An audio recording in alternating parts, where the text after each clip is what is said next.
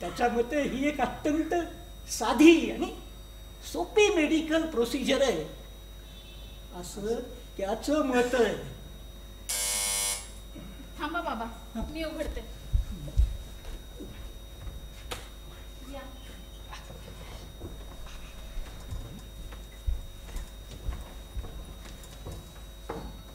अरे वा विजय, केव्हा आलात?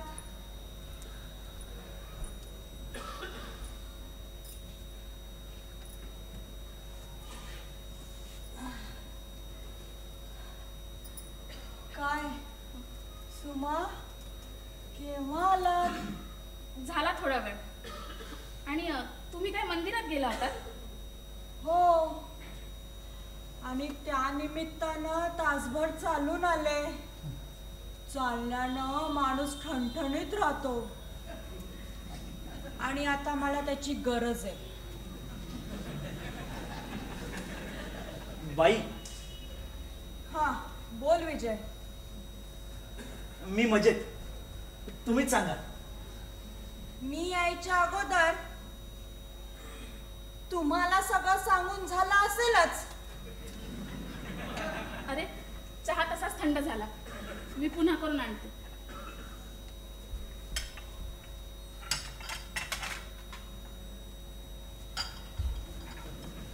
बाई, मी हे काय ऐकतोय?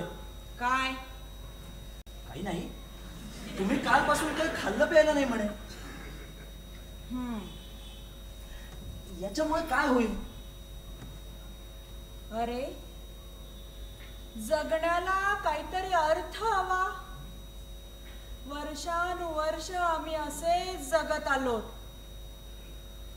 30 सकाळ 30 संध्याकाळ, काहीच बदल नाही. पण असं केल्याने काही बदल होईल? असं म्हणजे कसं? अहो, अन्न पाणी सोडल्यामुळं. पण IVF मुळे काहीतरी फरक पडेल. बाई, या विषयावर मला कोणाचंही काहीही ऐकायचं नाहीये. अहो, तसं नाही बाई. सांगितलं ना एकदा. या बाबतीत मी माझ्या निर्णयावर ठाम आहे. अरे, प्रत्येक स्त्रीचं एक स्वप्न असतं आई होण्याचं. जगात प्रत्येक स्त्रीला मातृत्वाचं सुख घ्यायचा अधिकार आहे. आयुष्यभरात हे सुख, हा आनंद मला कधी मिळालाच नाही. कितीतरी वेळेस मी माझं मन मारलं. अरे, मातृत्वाचं सुख एखाद्या प्राण्याच्याही मादीला मिळावं आणि मलाच या सुखापासून वंचित राहावं लागावं. या गोष्टींमुळे कितीतरी वेळेस मी एकांतात रडले. पण पर्याय नव्हता. मी आई होणं हे शक्य नव्हतं. पण आता परिस्थिती ती नाही. विज्ञानानं ती गोष्ट शक्य झाली. आणि वयाची 67 वर्ष मी ज्या गोष्टीसाठी तरसले, वंचित राहिले, ते सुख असं दृष्टिक्षेपात आल्यानंतर सोडून द्यायचं? आजपर्यंत मी कोणत्याही गोष्टीचा हट्ट केला नाही. अगदी यांची सावली बनून राहिले. पण यावेळेस मी माझी इच्छा पूर्ण करणारच. निसर्गाच्या विरुद्ध जाऊन?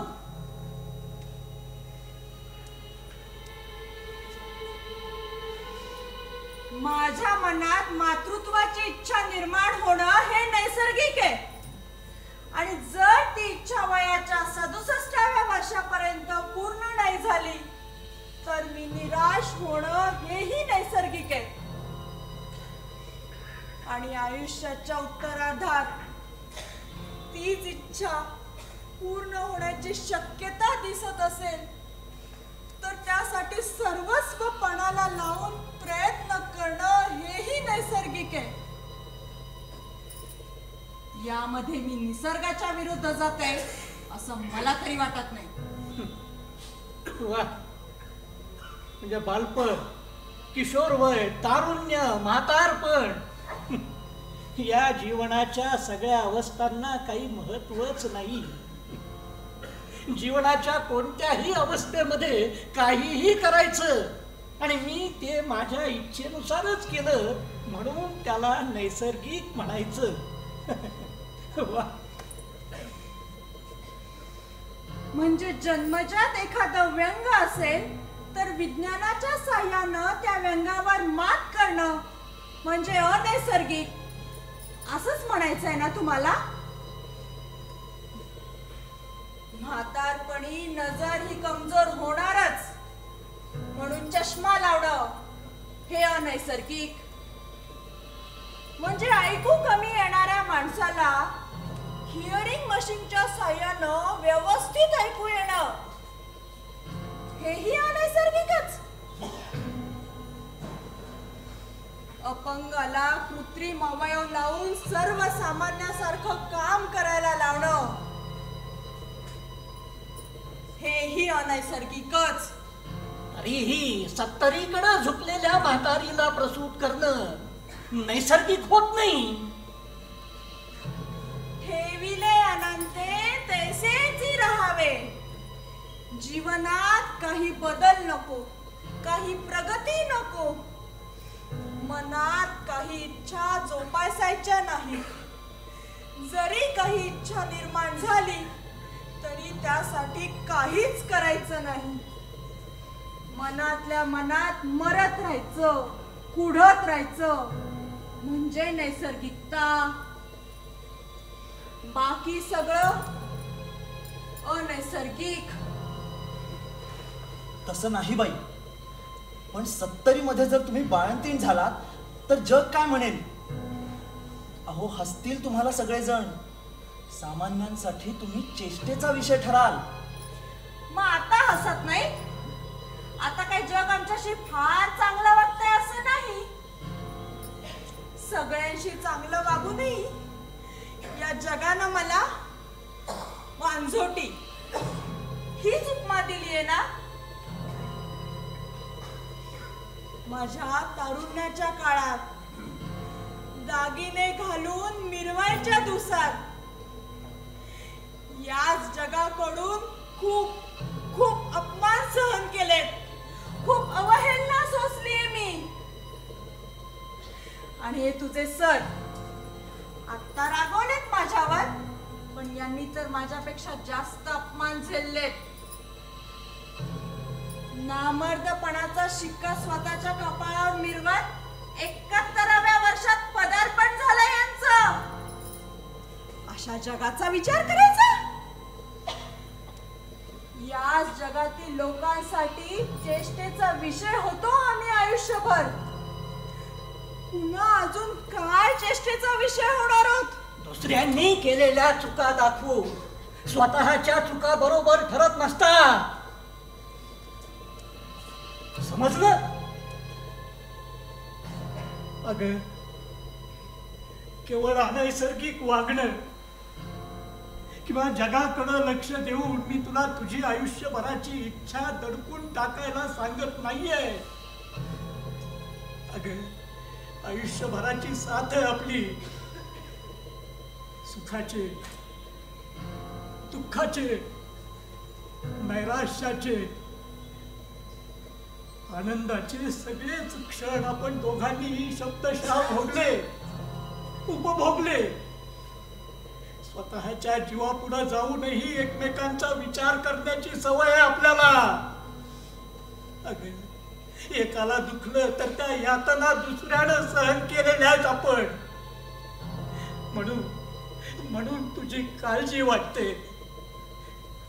अगं, तरण्यात ताठ्या 25ल्या मुली प्रसूतीच्या त्या जीव घेण्यात कळा सहन करू शकत नाही. तिथं तू 70ली बाई हे सगळं कसं सहन करशील? त्या पुढेही जाऊन मनामध्ये एक वेगळी शंका येते. प्रसूतीच्या वेळी तुझ्या वाढलेल्या वयाला तो त्रास सहन झाला नाही आणि तुझ्या जीवाचं काही बरं वाईट झालं तर नुसत्या विचारानं अंगावर काटा येतो. मला माहितीये आपलं एकमेकांवर किती प्रेम आहे ते. मला हेही माहितीये आपल्या एकमेकांवरील प्रेमामुळेच हे वृक्ष निपुत्रिक जीवन आपण किती व्यवस्थित जगलो ते. तुमचा विनोदी स्वभाव, समोर आलेल्या प्रॉब्लेमला विनोदात विरघळून टाकण्याची तुमची कला, यामुळे कोणत्याही प्रॉब्लेमची झळ माझ्यापर्यंत कधी पोहोचलीच नाही. माझ्यासाठी प्रत्येक वेळी जीव ओवाळून टाकण्याच्या तुमच्या स्वभावामुळेच तुमची झालेली चेष्टा मला कधीच सहन होत नव्हती. हा जो नामर्दपणाचा शिक्का लोकांनी तुमच्या कपाळावर मारलाय ना, तो मिटवायचा आनंदही माझ्या मातृत्वाच्या इच्छेइतकाच मोठा आहे. आणि त्यासाठी कोणताही धोका पत्करायची माझी तयारी आहे. अगदी स्वतःच्या जीवाचाही. हो, आता एक जीव येण्यासाठी एक जीव गेला तरी चालेल. अधीक्षक अभियंता, चाचणी आणि दूरसंचार मंडळ, महापारेषण, पुणे.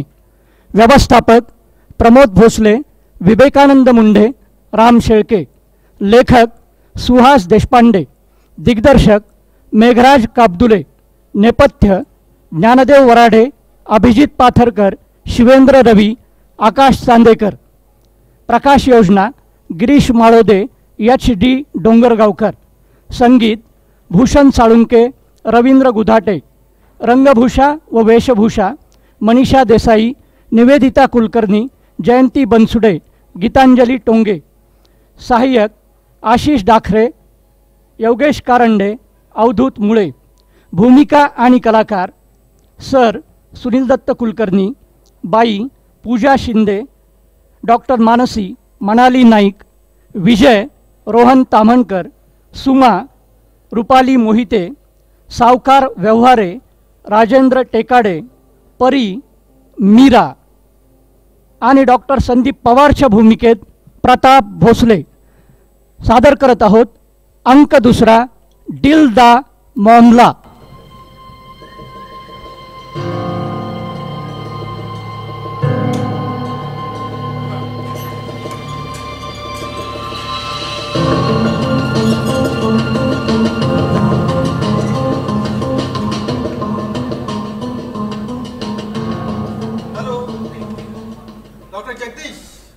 डॉक्टर संदीप पवार बोलतोय. काय म्हणतोय सकाळी पाठवलेला पेशंट? बघ बर का, मालदार पार्टी आहे. हो हो ठीक आहे, भेटू संध्याकाळी क्लब मध्ये. बाय.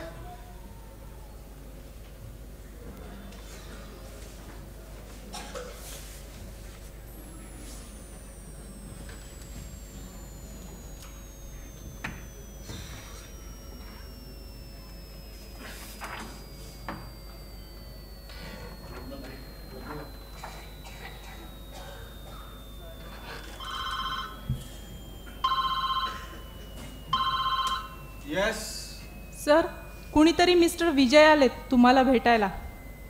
पाठवून दे त्यांना. Okay.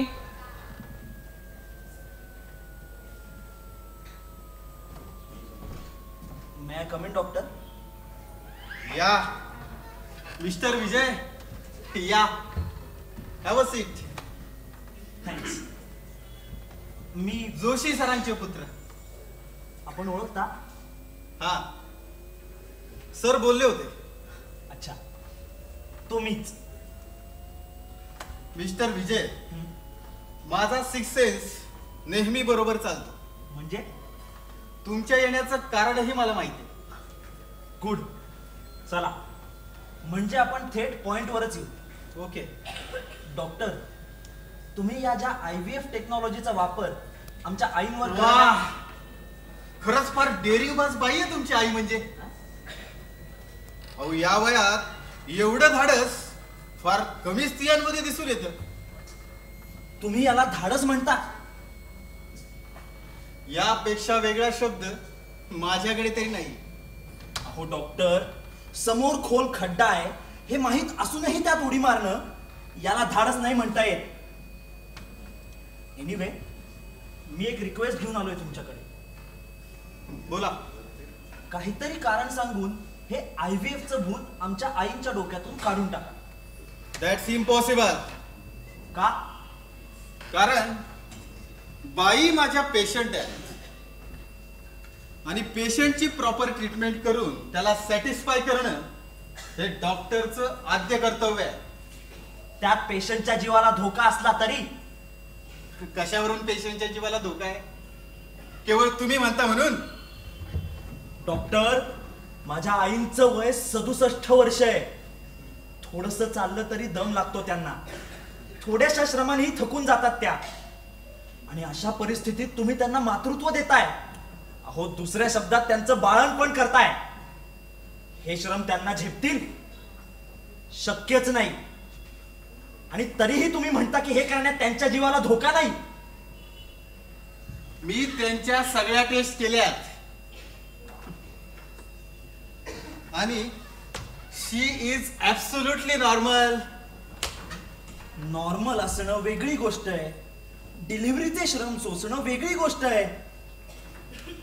I think I am doctor आणि पेशंटच्या तब्येतीबद्दल तुमच्यापेक्षा जास्त मला कळतं.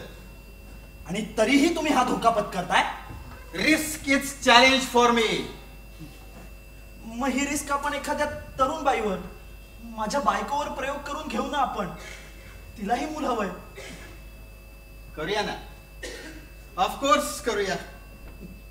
मी आहेच वंध्यत्व निवारण तज्ञ. बाईंची केस हातावेगळी झाली की आपण तुमच्या मिसेसची केस घेऊ हातात. काय? मी आईंच्या नंतर नाही, आईंच्या ऐवजी म्हणतोय. ते शक्य नाही. पण का? का म्हणजे मी शब्द दिलाय माझ्या बाईंना. मातृत्वाचं सुख द्यायचं वचन दिलंय मी त्यांना. ज्या सुखासाठी बाई आयुष्यभर तरसल्या ते सुख वयाच्या 67व्या वर्षी का होईना त्यांना मिळवून देण्यासाठी मी बांधिले. खोटं बोलताय तुम्ही. स्वतःला मूल होणार नाही ही गोष्ट आई आणि सरांनी केव्हाच ऍक्सेप्ट केली आहे. तुम्हीच आईंना इमोशनल ब्लॅकमेल करून ही इच्छा त्यांच्या मनात उत्पन्न होण्यासाठी भाग पाडलंय, केवळ स्वतःला प्रसिद्धी मिळवण्यासाठी.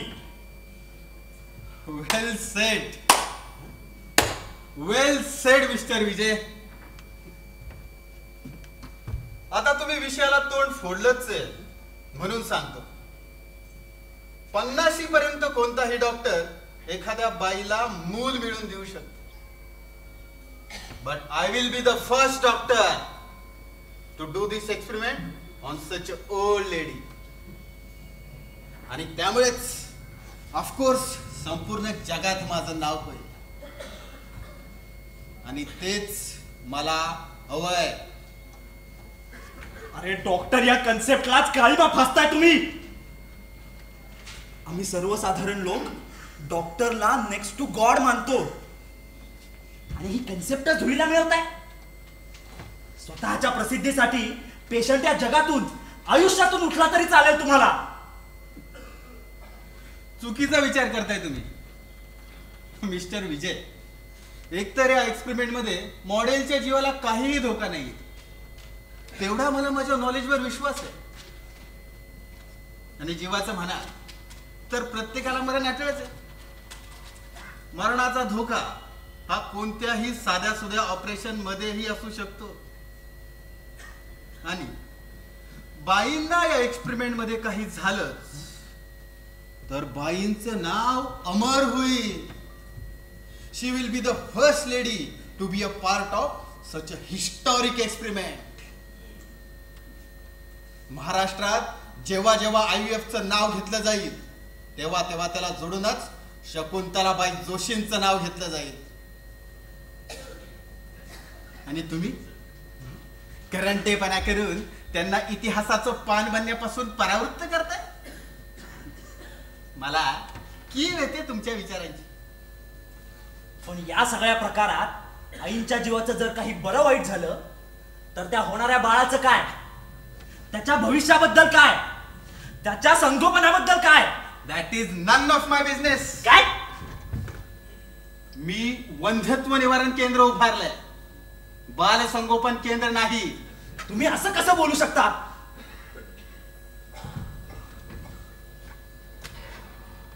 आम्ही ट्रीटमेंट कशी करणार आहोत याची पुरेपूर माहिती पेशंटला देतो. ते जेव्हा पूर्णपणे या गोष्टींना तयार होतील तेव्हाच आम्ही पुढच्या प्रोसिजरला सुरुवात करतो.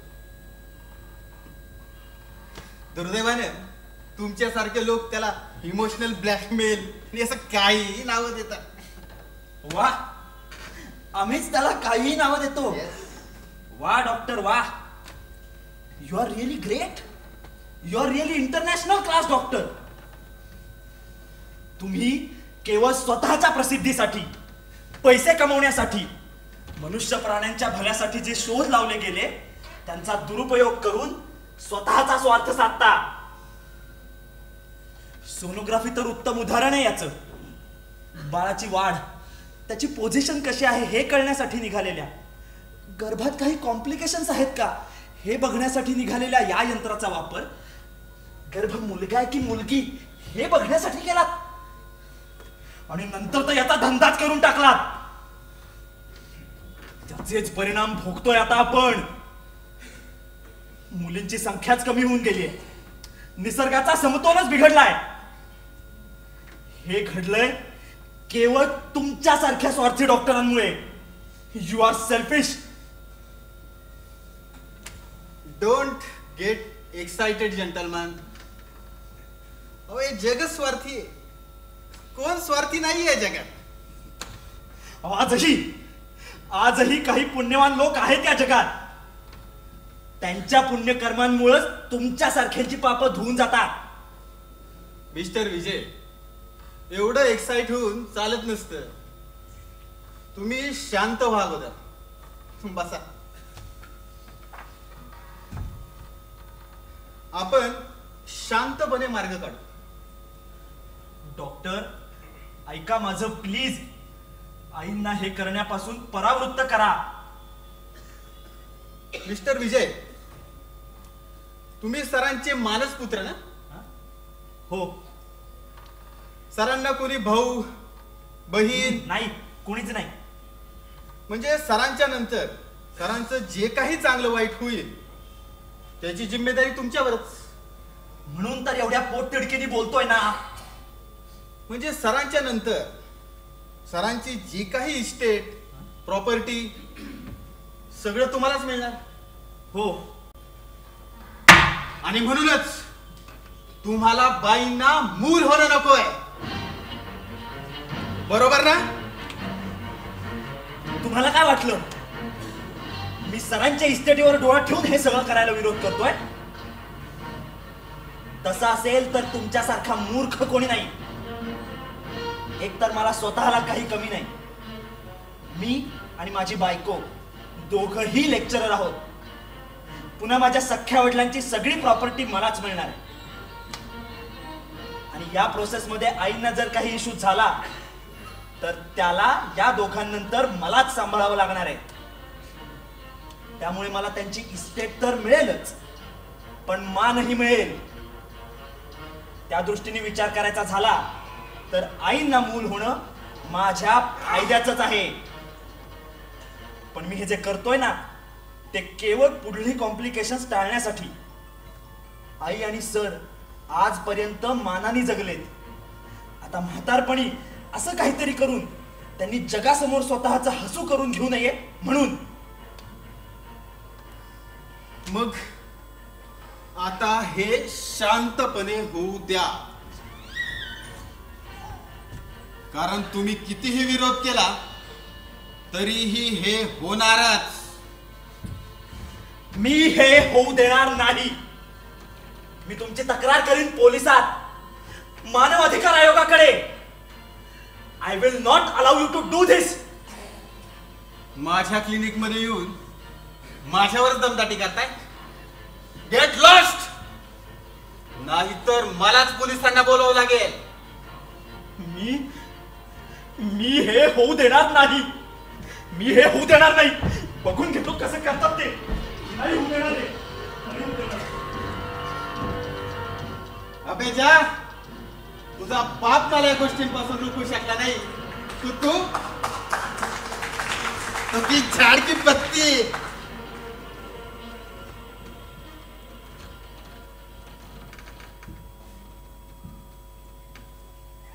हॅलो, हा बाई, काय म्हणतीये तुमची तब्येत?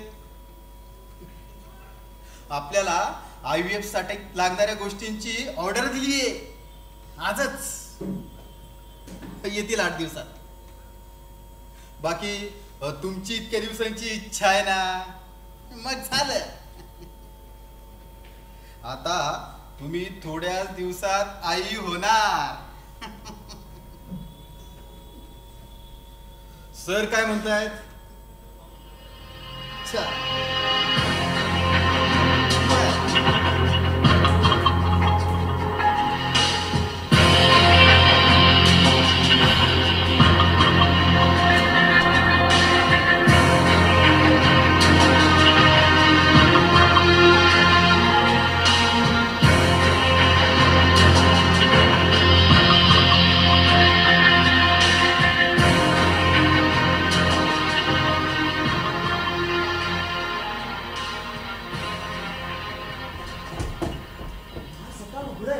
सुमा,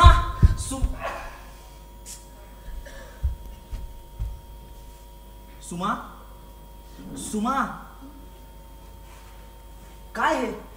दार सतत उघडंय. झोप लागली की काय तुला?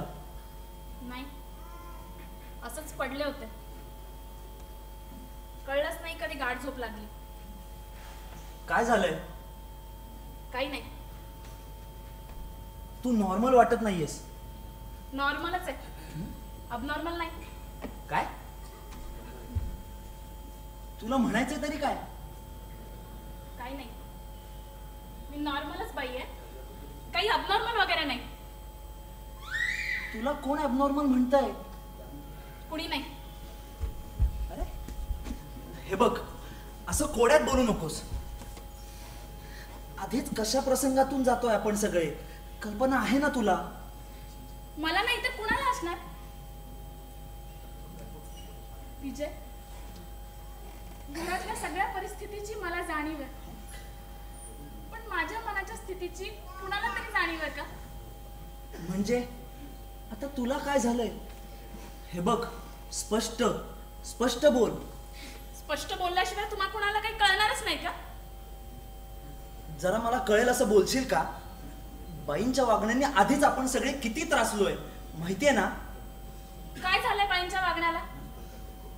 बरोबरच वागतायत त्या. बरोबर. मातृत्वाची इच्छा काय असते हे तुम्हाला नाही कळणार. ज्या गोष्टीची आशाच संपली होती अशी गोष्ट मिळत असेल, आणि तीही मातृत्वासारखी असेल, तर कोण सोडेल? आता तुम्ही सर्वतोपरी विरोध करताय म्हणून त्यांचा संयम सुटलाय थोडा. म्हणजे तुलाही त्यांचं वागणं बरोबर वाटतंय? नाही, मला त्यांचं वागणं बिलकुल बरोबर वाटत नाही. मातृत्वाच्या लालसेनं त्यांना स्वार्थी करून टाकलंय. त्यामुळे त्यांना बरोबर चूक काहीही कळत नाहीये. पण आता या वाटेवर ते इतक्या दूर गेलेत की तिथून परत येणं अवघड आहे. मी समजू शकतो तुझं मन. नाही, तुम्ही नाही समजू शकत. 67व्या वर्षी बाईंचा मातृत्वासाठी हट्ट करणं मलाही आवडलेलं नाही. पण त्यांच्या या निर्णयाच्या समर्थनार्थ त्या जे काही बोलल्या ते ऐकताना मात्र माझ्या मनात काय होत होतं ते माझं मलाच माहित. सुमा, अगं मला कळत नाही का, खरं तर आपण इथे आलो होतो ते तुझ्या ट्रीटमेंटसाठी, पण इथं आल्यानंतर हे वेगळंच प्रकरण मागे लागलं आणि हे तर आपल्या ध्यानी मनीही नव्हतं. मी आत्ता त्या डॉक्टर संदीप कडूनच येतोय. मी गेलो होतो त्याला रिक्वेस्ट करायला की काहीतरी कारण सांगून हे IVFचं खूळ बाईंच्या डोक्यातून काढून टाक, पण त्याला प्रसिद्धी हवी आहे. मी त्याला हेही सांगितलं की बाईंच्या ऐवजी आपण सुमावर प्रयोग करूया, पण त्याला असं वाटतंय की 50च्या आतल्या बाईला मातृत्व कुणीही मिळवून दे.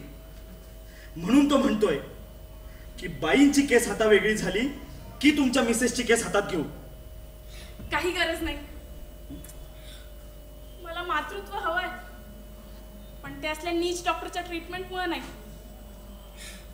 त्यापेक्षा मी निपुत्रिक राहील. त्यानं पद्धतशीरपणे जाळं फेकलंय बाईंवर आणि बाई पण अडकल्या त्यात. बाई फार हळव्या आहेत, मनानं कमकुवत आहेत.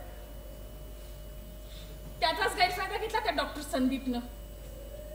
सुमा, डॉक्टर संदीपच्या ट्रीटमेंटमुळे तुला मातृत्व नकोय.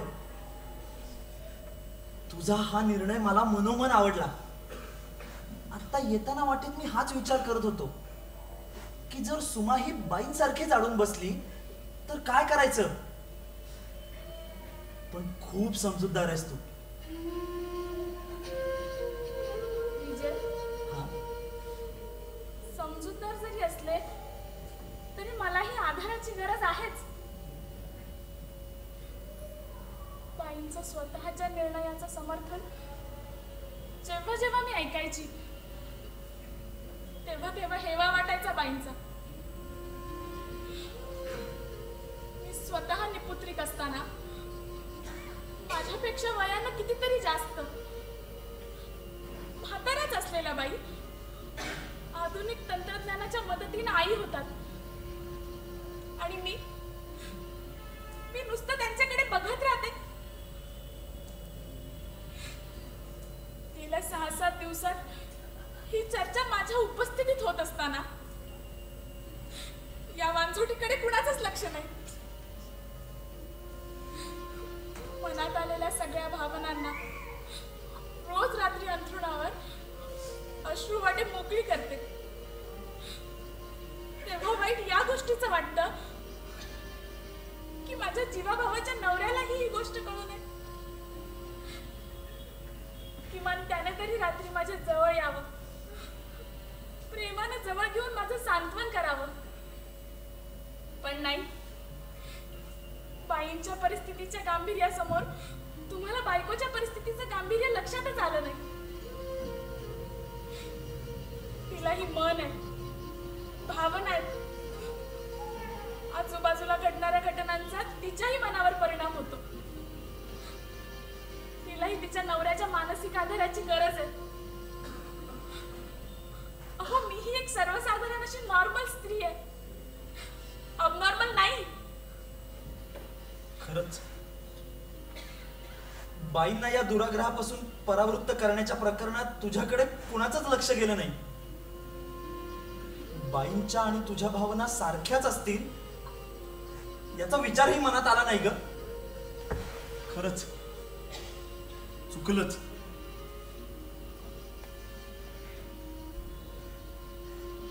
पण या सगळ्या प्रकारात होणारी सरांची कोंडी बघवत नाही मला.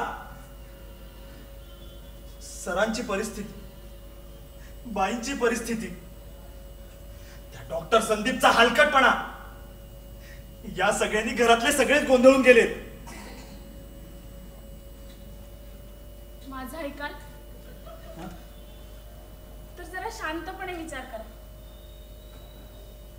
बाई तर आता या प्रोसेस मधून माघारी येण्याच्या फार पुढे गेल्यात. आता त्या अशा एकट्या एकट्या राहणं धोक्याचं आहे. आपण पण त्यांच्याकडे बघण्याचा आपला दृष्टिकोन आता बदलला पाहिजे अशा परिस्थितीत. त्यांच्याकडे बघण्याचा आपला दृष्टिकोन आपण पॉझिटिव्ह ठेवला पाहिजे. आणि डिलिव्हरीच्या वेळेस त्यांना त्रासच होईल असंच का गृहीत धरून चालत होत आपण. दृष्टिकोन कितीही पॉझिटिव्ह असला तरी सत्य परिस्थिती बदलणार आहे का? नाही बदलणार ना. मग चांगलाच विचार करा. सगळं चांगलंच होईल. आपण जातीनं लक्ष देऊ बाईंकडे, त्यांची काळजी घेऊ. आणि हे बघा, माझ्या बऱ्याच रजा शिल्लक आहेत, तर त्यातून तर आपण सांभाळून घेऊ शकतो. हाय ही गर्दी आणि गरमी, बाप रे. एवढ्या गर्दीच्या ठिकाणी कुठे गेला होता?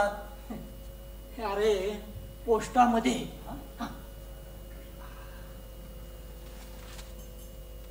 परवाचे फिक्स मॅच्युअर झालं ना, ते 6 महिन्यासाठी पुन्हा एकदा रिन्यू करायला गेलो होतो. आता ह्याच्यासाठी लागतील ना पैसे. घरात पैसे असले की सगळे खर्चच होऊन जातात. सर, तुम्ही पैशांची काळजी नका करू. मी आहे ना, मी सगळं बघून घेईन. अरे तुला कशाला त्रास? बापानं पोराला इस्टेट ठेवून जायचं का त्याच्याच इस्टेटीला भोकं पाडून जायचं? काही माझ्या इस्टेटीला भोकं बिकं पडत नाहीये. अरे तुम्ही आधी ही पैशांची काळजी करणं थांबवा. आम्ही आहोत ना. तसं नाही रे, पण आता हिच्यासाठी लागतील ना पैसे. आणि माझ्या जवळच्या पैशातून सगळं काही होईल असं वाटतं. मग तुला कशाला त्रास? त्रास बर. अरे आणि काही गरज पडली तर तुमच्याशिवाय कोणाला सांगणार? ते सगळं ठीक आहे, पण हे असं गर्दीचं पोस्टात वगैरे जायचं काम करू नका. तो तुमचा स्वभाव नाही. खरंय, तो माझा स्वभाव नाही. पैसे वाचवणं, बचत करणं हे आयुष्यभर तुझ्या बाईंनीच केलं. तिनं काडीला काडी जमवली म्हणून कशाचीही काळजी नव्हती. पण आता तिच्याच्यानं हे जमणार नाही म्हणून मग मीच करावं म्हणतो. जमेल तुम्हाला? का नाही? या वयात बाळाला जन्म देणं जमत असेल तर बाकी सगळं सोपं आहे. जाऊ दे.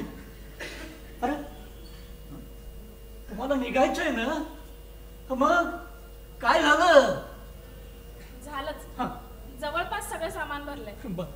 तुमचीच वाट बघत होतो. बाबा, एक बोलायचं होतं. अरे मग बोल ना, असा संकोच का? मग बोल. बाबा, आता बाईंचा निर्णय आपण बदलू शकत नाही. तो स्वीकारण्याशिवाय आपल्याकडे पर्यायही नाही. मग तो आपण आनंदानं स्वीकारू शकत नाही का? बाईंना आता आपली खरी गरज आहे.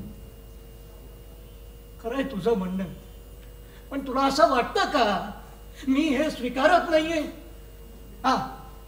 हे होऊ नये असं मलाही वाटत होतं. जेव्हा पर्याय नसतो तेव्हा नकारही पचवावा लागतो. जीवनात प्रत्येक गोष्ट आपल्या मनासारखी होत नाही, पण तेही ऍक्सेप्टच करावं लागतं. अरे तुम्हाला जायचंय ना, मग अंधाराच्या आत लवकर पोहोचा. निघा, चला चला, आटपा लवकर, निघा. जीवनात प्रत्येक गोष्ट आपल्या मनासारखी होत नाही, तेही ऍक्सेप्टच करावं लागतं. अर्थात हे म्हणणं फार सोपं, पण करणं फार अवघड. आणि हे तिनं फार केलं. म्हणजे तिला छान जमलं ते. You know, she is my best companion. तिच्यासाठी स्वीकारलंय मी हे.